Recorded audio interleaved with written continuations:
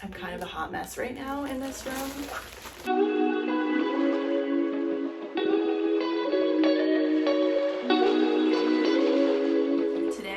Today we are going to deep dive into my hand-dyed yarn stash. Hi friends, my name is Amanda and welcome to Ace Kreates. If you are new here, welcome. I'm so excited that you joined us today, and if you are returning, welcome back. I'm so excited to share this new video with you today. I am joined today with a few co-stars. I've got little baby Mina, and you might see Penny pop in and out over here. She's our 10-year-old dog. And you might see Punky over here, who is one of our 10-year-old cats. And so they're joining me for today's video. I'm gonna throw things over to Amanda from a few weeks ago when I went through my entire hand-dyed yarn stash and take you along for the journey and how I cataloged it and organized it and uploaded everything to Ravelry. So take it away, Amanda. So today I'm going to organize all of my hand-dyed yarn stash. I have two stashes, one like the higher end hand-dyed yarn stash, and then more of like the mainstream box store yarn, Hobie, that kind of stuff in the closet. And that will probably be somewhere in the future. I'll organize all that once we kind of decide where it's gonna live permanently. But I was inspired by Leslie at Knit California to really just kind of go through and catalog all of my yarn stash because, you know, I'm the kind of just personality, if I don't see it, maybe I don't use it, and then I just accumulate more. And I don't think my husband would really like for me to accumulate more yarn. And I know I have some pre-orders coming in. One of my priorities is to just be a little bit more intentional about my yarn usage and you know, just to have a better understanding of what I truly have. Even though I kind of stopped creating last year, I didn't stop acquiring yarn. And so I really just want to get a better understanding of what my yarn looks like. So I'm going to take you guys through that process, really organize it. I'm also going to take pictures of everything and upload them to Ravelry. Leslie at Knit California chose to do a spreadsheet. I think I'm gonna take a different route, although I love data and I love spreadsheets. I think I'm a visual person too, so I wanna upload it all to Ravelry and really take use of the full capabilities of Ravelry. And so that's what I'm gonna do. So let's get into the montage.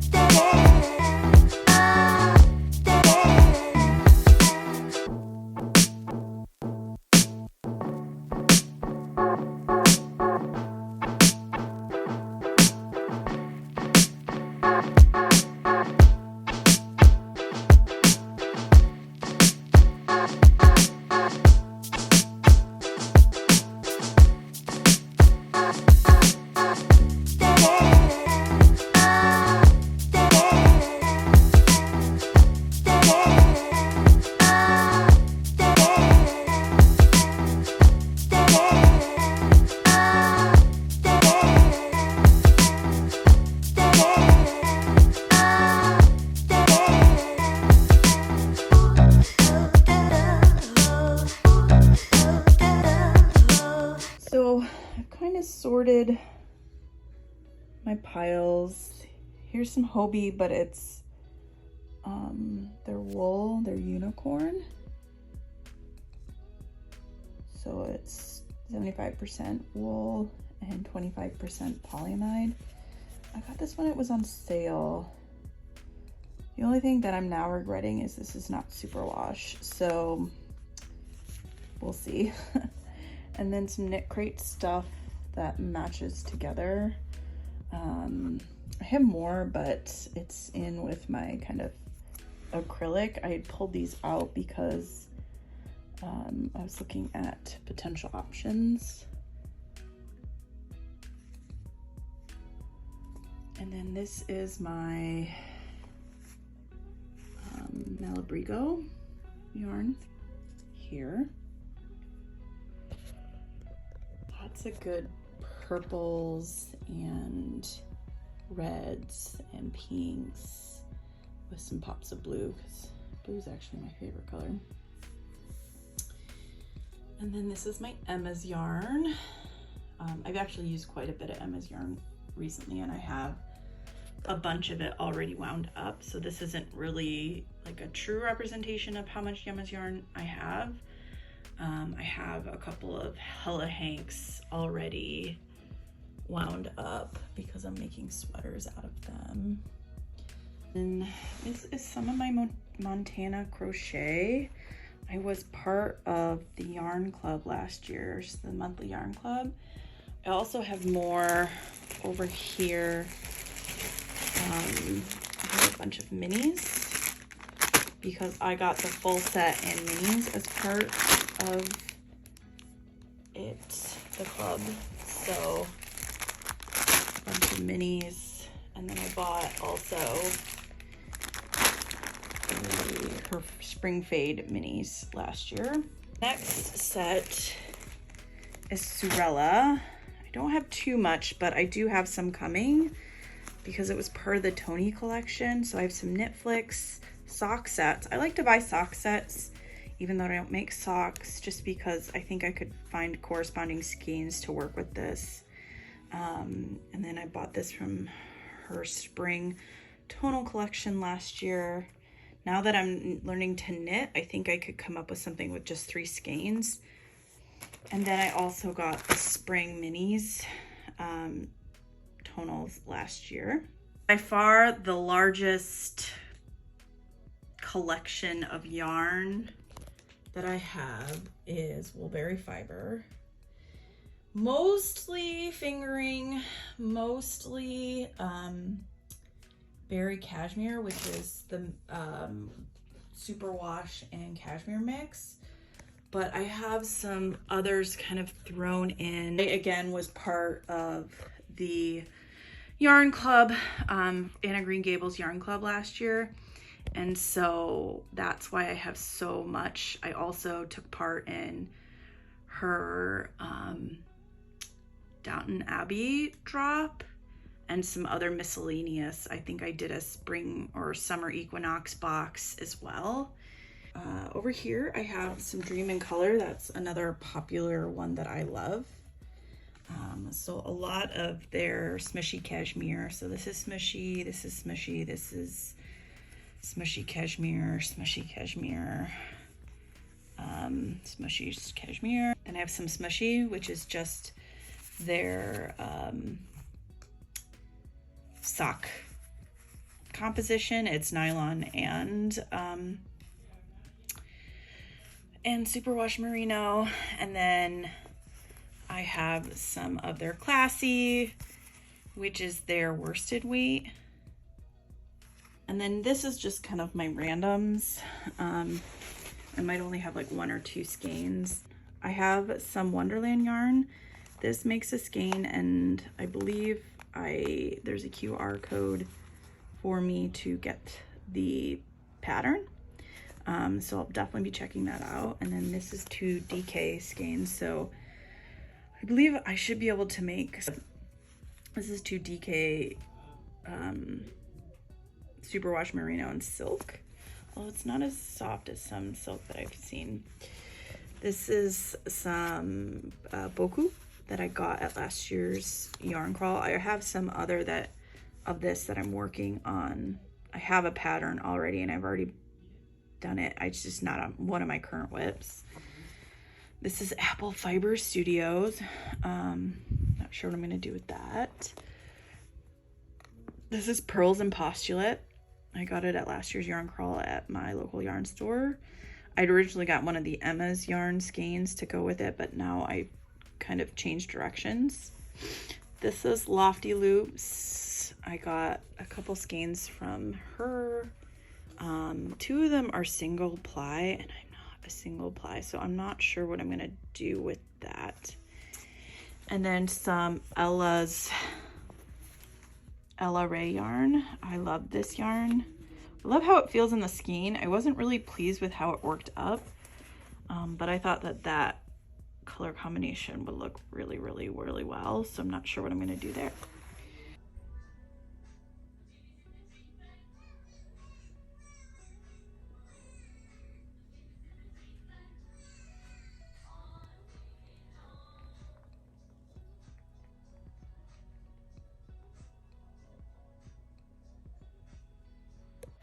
So this is my giant hand-dyed yarn stash. And so I walked you through kind of each pile. So now I'm going to go ahead and take pictures of every skein and single or set of skeins. So like if I have more than one of a skein, and then I'm going to work on cataloging this into Ravelry. And really figure out kind of how the best way to do that is. And so I'll probably take you along for that. I'll take you along for that so you can kind of see how I do it step by step. And then you can kind of go see my whole library of yarn. Yeah, because I know I have 2 pre-orders coming. One should be coming fairly soon, a Surella, the Tony's collection with Tony Lipsy of Teal Yarn Crafts. I bought some skeins for that, but I was very intentional about what I was gonna make with those. So I do have plans for those items that are coming in. I think there's just one thing that I didn't. I bought the mini set and 2 corresponding variegated yarns that I think would make an excellent shawl or something, but I want to use that together as in something. I just don't know what that is. And then I'm trying a new dyer. I don't think I'll see this yarn until August, probably. August or September, from Long Dog Yarn. She released the One collection, which is based on Lord of the Rings, and I got a bunch of the blues. They are very well done, and I got some DK and some Luxe Fingering, which is her version of the like a cashmere blend. And so I'm going to do that again. I was very intentional on the yarn about like what I was buying, how it would go together, what it could make. So again, before I add more, that's why I'm here, because I know I have some skeins coming in, and I really want to like ensure that I'm you know, being more mindful and intentional. So here I am on my Ravelry library, and I am uploading new yarn, and so I have my photos library and my Ravelry library uploaded. I searched the term Malabrigo so that I could add this Malabrigo sock yarn to my collection. And so you just click on the yarn that you want. You can then click on the stash. So you can stash, I have 3 in my stash, so I just hit that, and that will allow me to add more to my stash. And so now that I'm here, I can add in my colorway. So this is the Ursula colorway. I'm now adding in photos. So I dropped in some of the photos that I took of each skein, so that way I knew what the yarn looked like.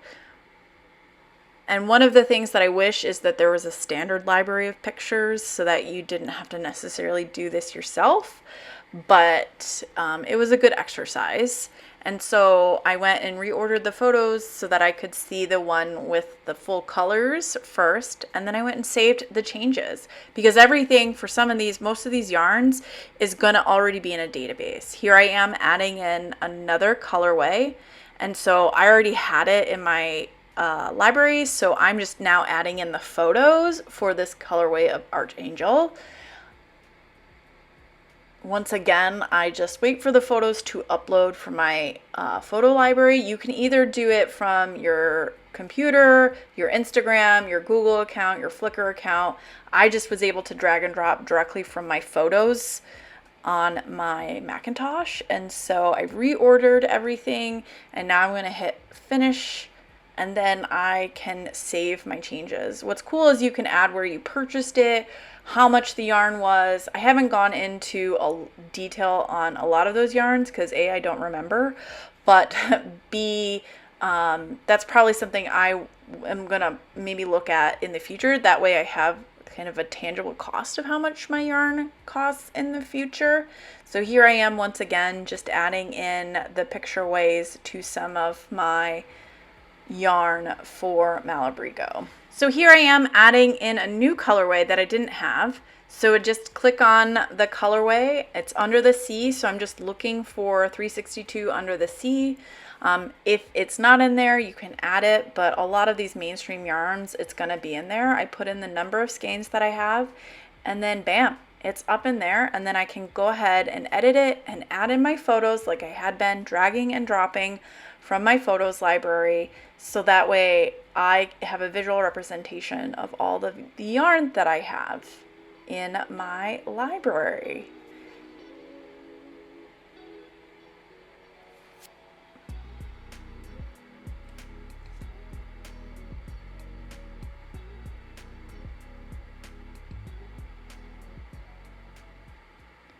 So now that I've uploaded a lot of the yarn that I have, this is probably most of it. I even went through and did the acrylic yarn, even though I said I wasn't going to do it, but I did upload a lot of my acrylic yarn too. And so this is what your Ravelry stash is going to look like after you've kind of gone through the work of organizing your yarn stash on Ravelry. And I really, really like this because I'm such a visual person. And so it really allows me to see the yarn so that I can align it with projects and think of colorways instead of having to dive in after the fact or kind of go dig it up.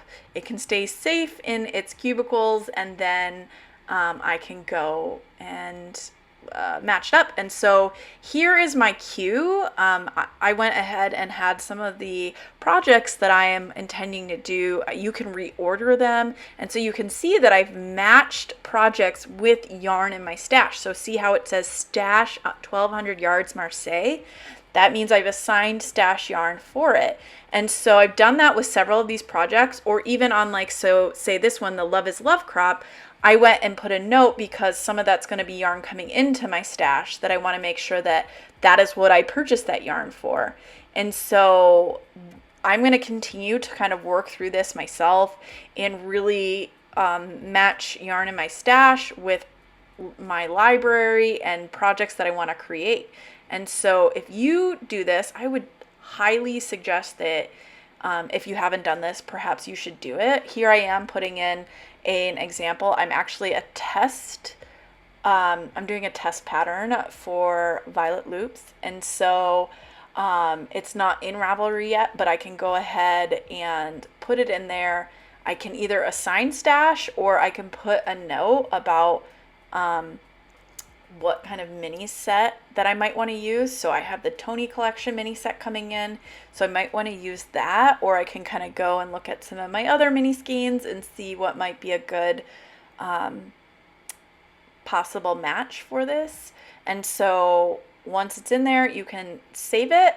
And what's really cool is you can kind of drag and reorder these at will. And so kind of however you want to organize your queue. So boy, was that a lot of work to organize all of my hand-dyed yarn, take pictures of everything, then upload everything into Ravelry, and then start building my queue and matching projects that I have saved with yarn that I already have. And so it's definitely going to allow me to be more mindful in any future kind of acquisition decision making. I had 106 individual skeins, of which 66 were fingering. I also have 11 sock sets, so they have a full skein and then a mini skein. I don't necessarily make socks yet. I'm not gonna say that I have plans to make socks, but I get them more for kind of the coordination.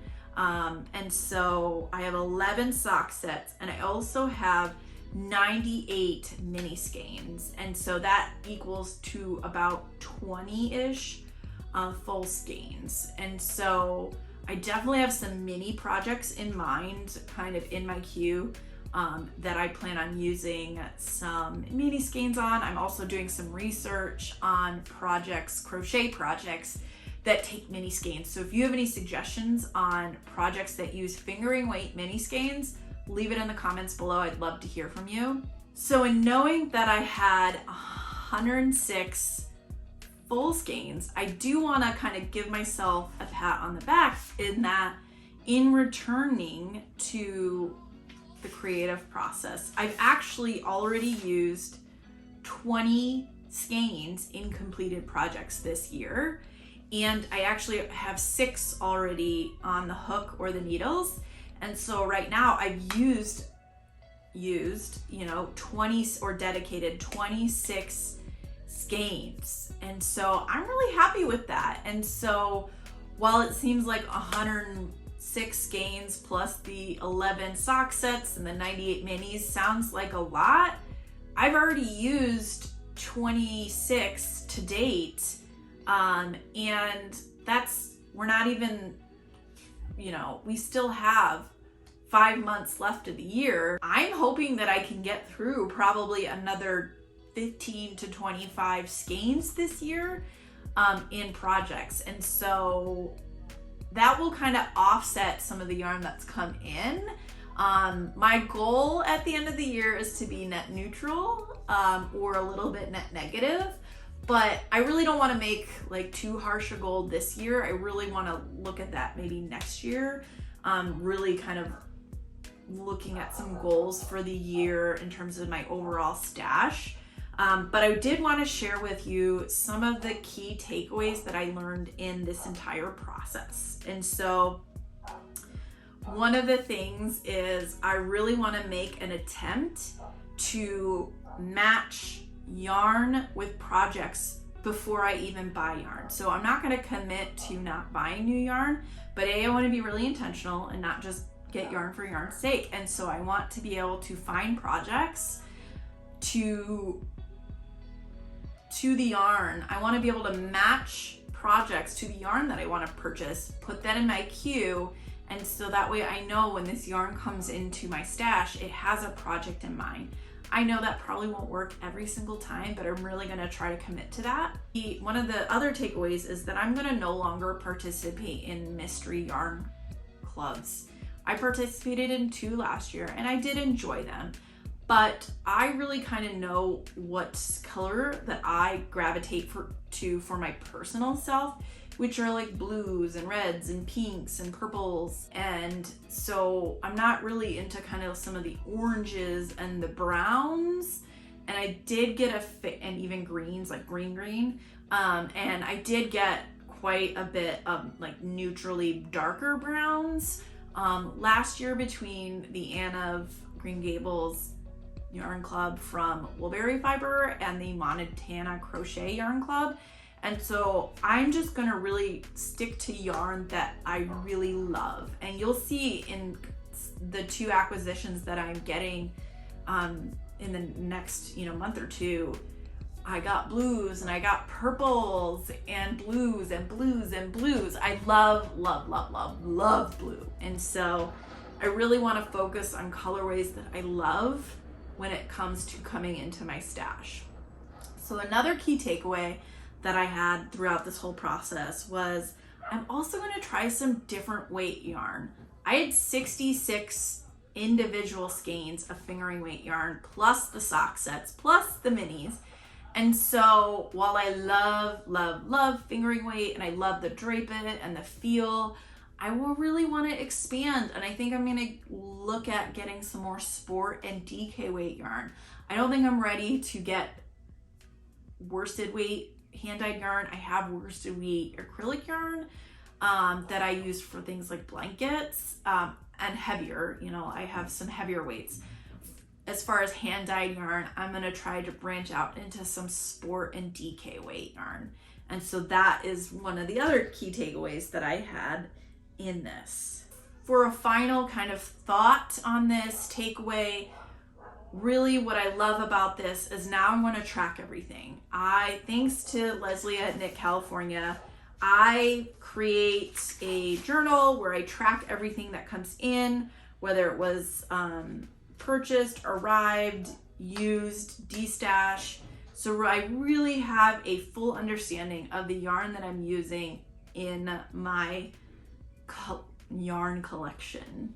And so that way I can better track future goals, future progress, future everything. And so I'm just going to be really mindful about tracking everything this year.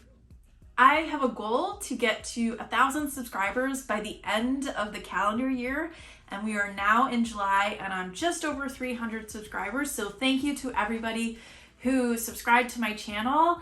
And if you like today's video or some of my other videos, it would really help me out if you took the time to subscribe to my channel so that you can be alerted when I upload new videos.